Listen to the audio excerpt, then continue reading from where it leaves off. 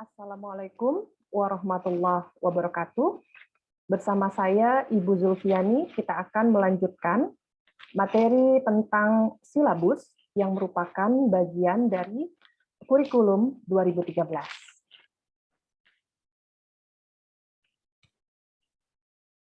Ini bersumber dari pelatihan implementasi kurikulum 2013 dari Kemendikbud Republik Indonesia pada jenjang SMA, yaitu tentang pengembangan silabus.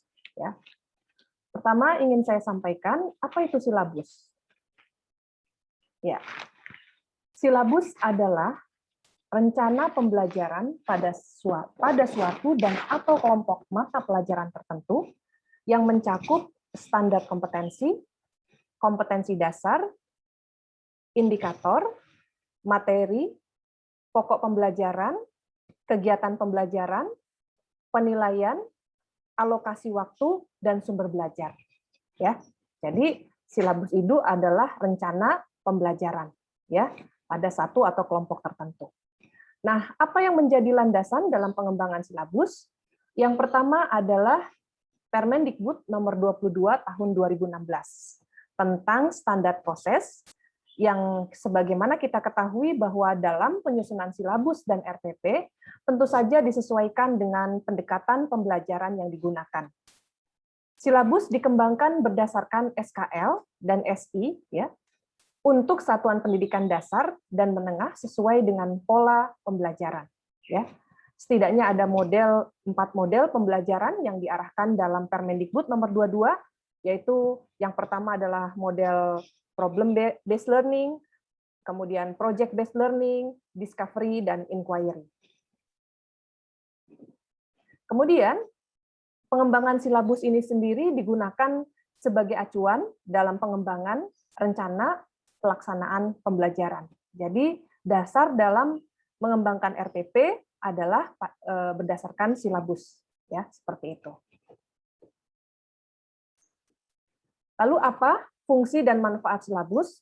Yang pertama, merupakan pedoman atau acuan dalam penyusunan RPP. Ya.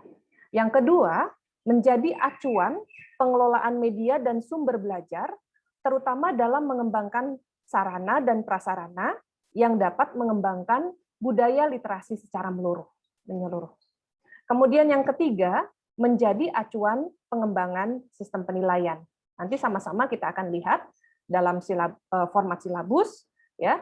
Yang keempat, merupakan gambaran umum, program, dan target yang akan dicapai pada mata pelajaran. Yang selanjutnya, merupakan dokumentasi tertulis dalam rangka akuntabilitas program pembelajaran. Jadi, siapapun yang dapat melihat dokumen silabus dari satu jenjang level pembelajaran di kelas tertentu, kita akan mendapat sebuah jaminan bahwa proses pembelajaran itu sudah sesuai atau belum dengan ketentuan yang berlaku. Ya. Kemudian, silabus itu sebenarnya untuk menjawab pertanyaan berikut ini. Ya. Yang pertama, kompetensi apa yang harus dikuasai oleh siswa? Nah, kalau kompetensi berarti tujuan ya kaitannya. Nanti kita bisa melihat bagaimana pengembangan silabus dikaitkan dengan kompetensi yang ada ya yang sudah ada pada Permendikbud nomor 24 yang berkaitan dengan KIKD yang kemudian direvisi di Permendikbud nomor 37 tahun 2018. Kemudian bagaimana cara mencapainya? Nah, berarti proses ya. Lalu bagaimana cara mengetahui pencapaiannya? Ini ada kaitannya dengan penilaian, ya, seperti itu. Selanjutnya ada beberapa prinsip pengembangan, ya. Jadi pengembangan silabus itu juga meliputi beberapa prinsip berikut ini, ya. Setidaknya ada 8, ya. Kita akan perjelas satu persatu, ya. Yang pertama adalah ilmiah. Keseluruhan materi dan kegiatan yang menjadi muatan dalam silabus tentu saja harus dipertanggungjawabkan secara keilmuan. Jadi kalau kita mengajar biologi, ya tentu saja body of knowledge-nya harus dapat materi yang kita sampaikan itu harus sejalan dengan body of knowledge dari biologi itu sendiri. Yang kedua, relevan. Ya, relevan berarti sesuai dengan tingkat perkembangan fisik, intelektual, sosial, emosional, dan spiritual peserta didik. Jadi di sini nanti akan bicara tentang keluasan, kedalaman, dan konteks. Ya. Sistematis, tentu saja komponen silabus ini harus saling berhubungan secara fungsional untuk bisa mencapai kompetensi. Ya. Selanjutnya, konsisten. Ya, konsisten ini berarti nanti kita bisa melihat adanya hubungan yang sesuai, ya, berkesesuaian terkait dengan KD-nya, indikatornya, kemudian materi pokoknya, kegiatan pembelajaran, sumber belajar, dan sistem penilaian. Ya. Kemudian memadai, berarti cakupan indikator, materi pokok, kegiatan pembelajaran, dan sumber belajar dan sistem penilaian itu cukup untuk menunjang pencapaian kompetensi dasar. Ya. Jadi nanti kita bisa menganalisis indikatornya apa, materinya seperti apa, kegiatannya juga apakah sudah sesuai dengan target dari indikatornya, sumber belajar, dan kemudian apakah teknik penilaiannya sudah sesuai dengan apa yang menjadi cakupan dari indikatornya. Selanjutnya, aktual dan kontekstual. Nah, ini penting sekali kita perhatikan, ya. Jadi memperhatikan perkembangan ilmu dan teknologi dan seni yang mutakhir dalam kehidupan nyata dan peristiwa yang terjadi. Ya, artinya bahwa dalam pengembangan silabus tersebut, usahakan selalu melibatkan hal-hal kebaruan, ya, isu-isu kontekstual yang sangat dekat dengan kehidupan sehari-harinya. Selanjutnya, fleksibel, ya, berarti bisa mengakomodasi keragaman peserta didik. Ya, kita tahu ya beberapa karakteristik peserta didik itu baik itu ditinjau dari gaya belajarnya, minatnya, ataupun yang terkait misalnya dengan gaya belajar yang visualisasi, kekuatan dalam visual, ataupun kinestetik, ataupun auralnya. Kemudian menyeluruh. Menyeluruh ini berarti mencakup keseluruhan ranah kompetensi kognitif, afektif, dan psikomotorik. Jadi dalam silabus itu nanti kita akan melihat apakah ketiga kompetensi ini terakomodasi, nah seperti itu. Kemudian kita akan masuk ke komponen silabus, ya. Di dalam komponen silabus setidaknya ada identitas, ya. Yang kedua ada identitas mata pelajaran, yang kedua ada identitas sekolah. Yang ketiga adalah KI, ya. KI berarti ada gambaran secara kategori mengenai kompetensi 3 domain, ya. Kemudian ada KD-nya, kemudian ada temanya, ya, untuk paket A ataupun MI, ya.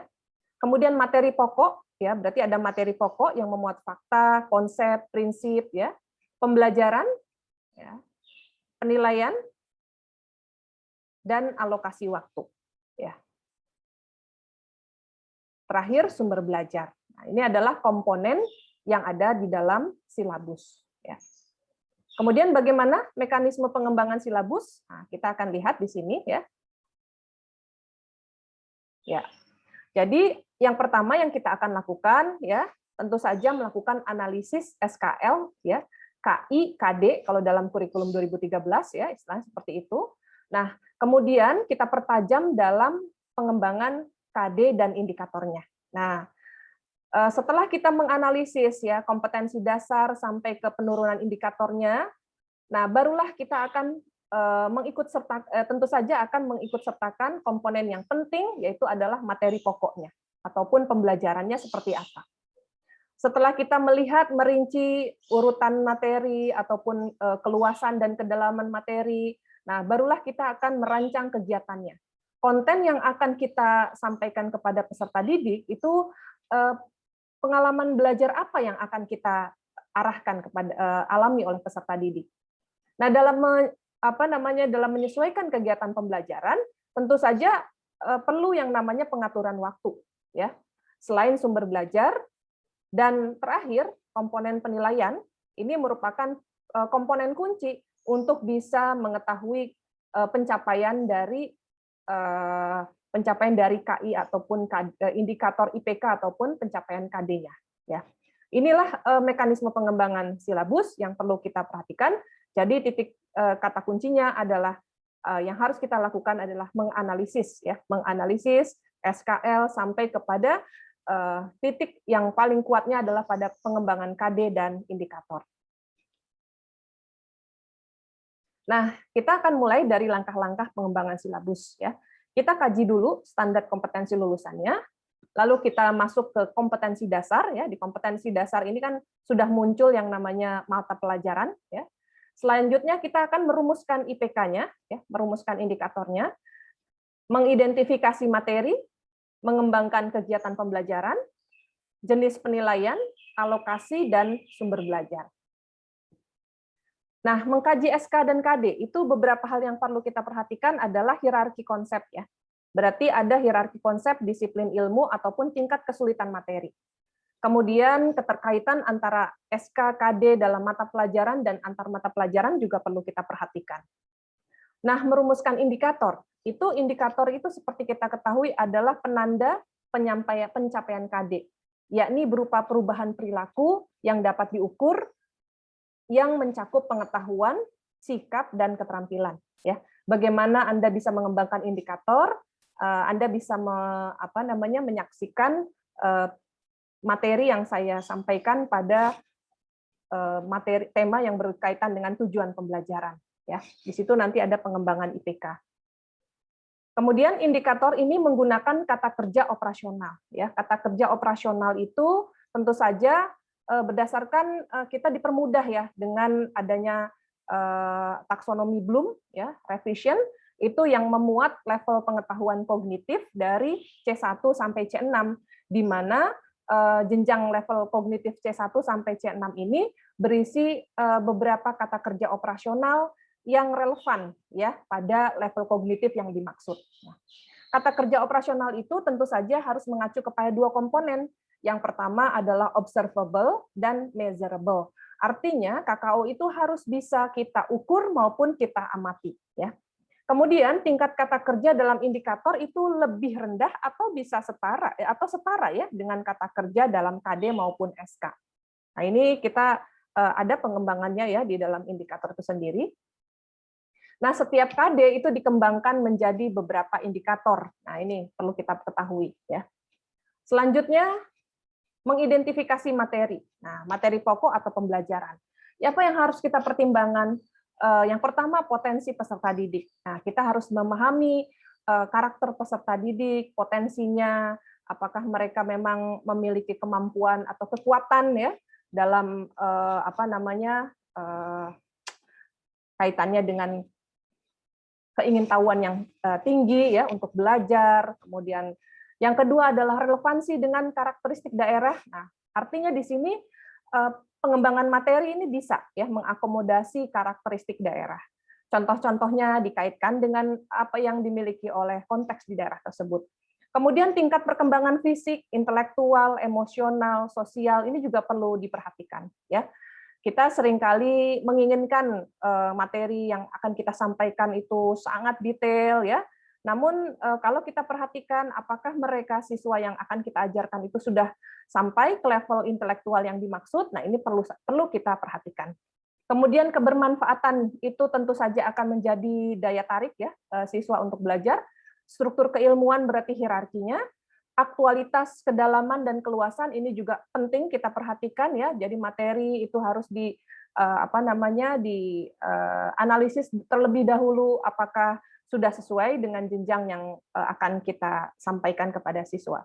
Kemudian relevansi, nah tentu sesuai tidak dengan kebutuhan peserta didik dan tuntutan lingkungan. Yang terakhir adalah alokasi waktu menjadi satu faktor yang penting ya dalam mengidentifikasi materi.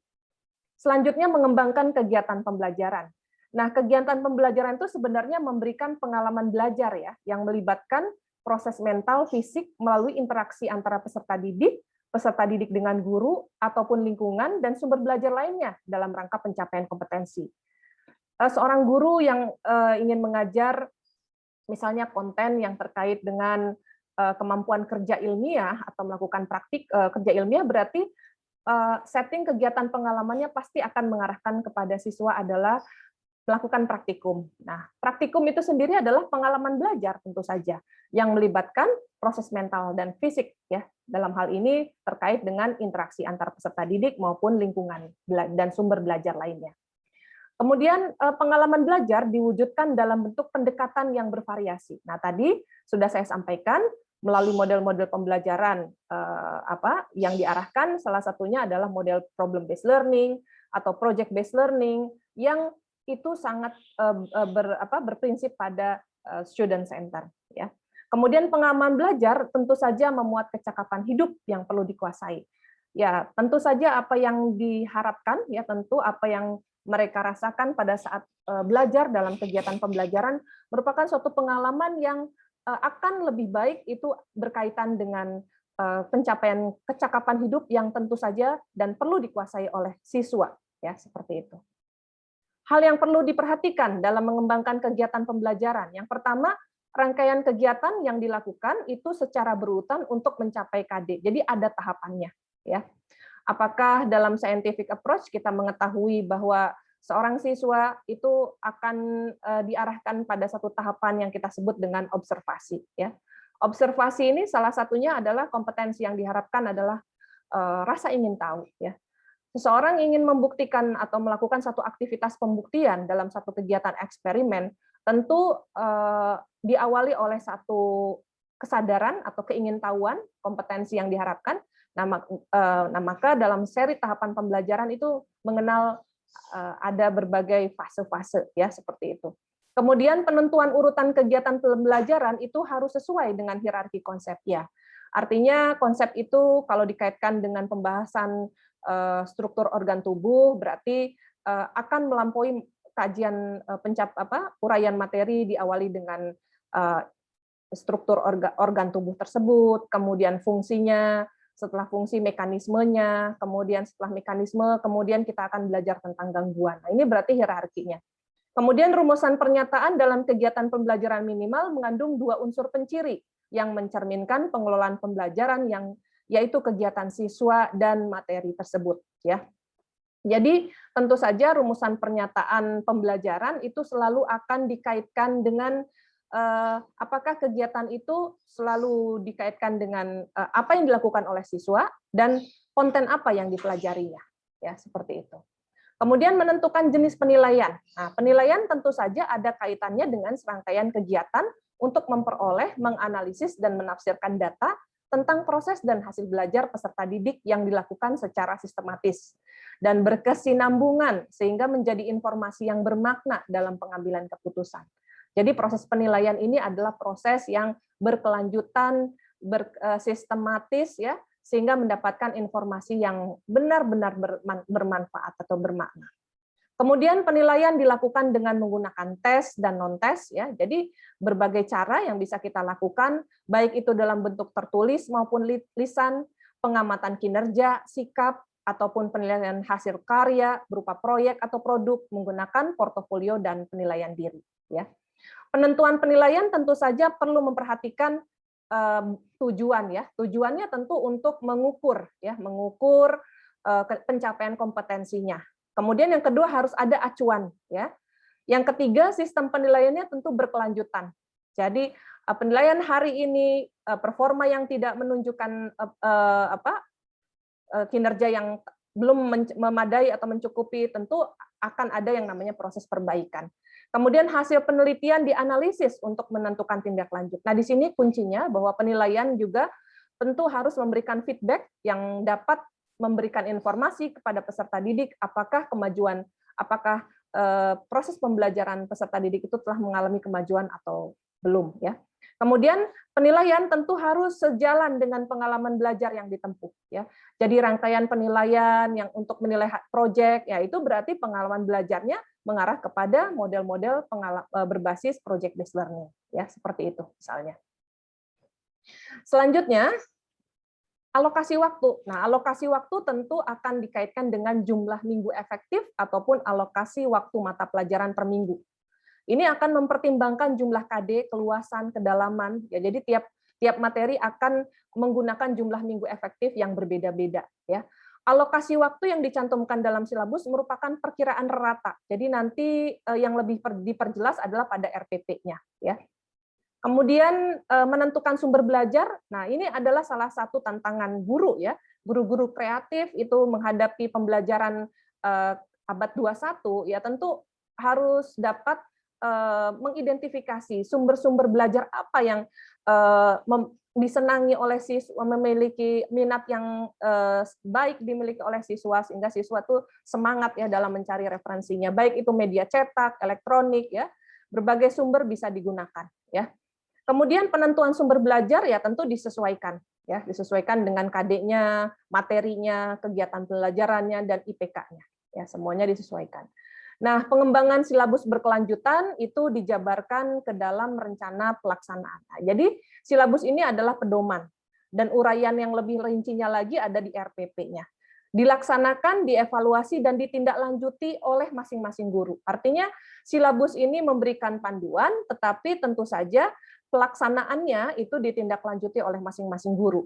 Senantiasa dikaji, dikembangkan ya secara berkelanjutan dengan memperhatikan masukan atau hasil evaluasi hasil belajar, evaluasi proses, dan evaluasi rencana pembelajaran.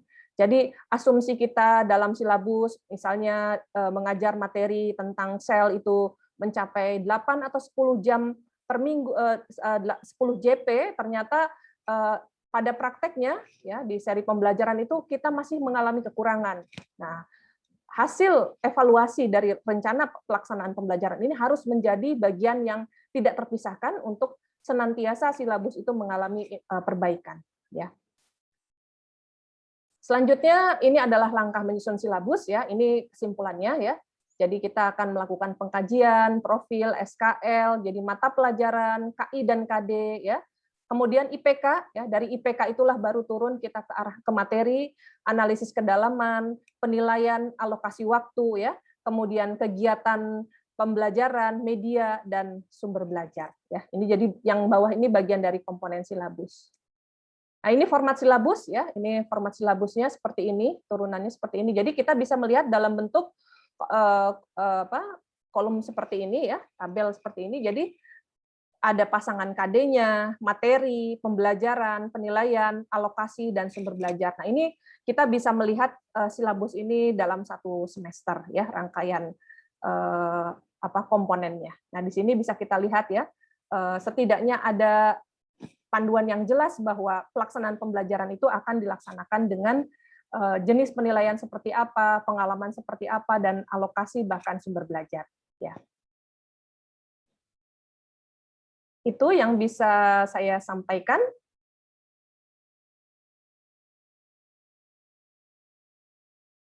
Cukup sekian.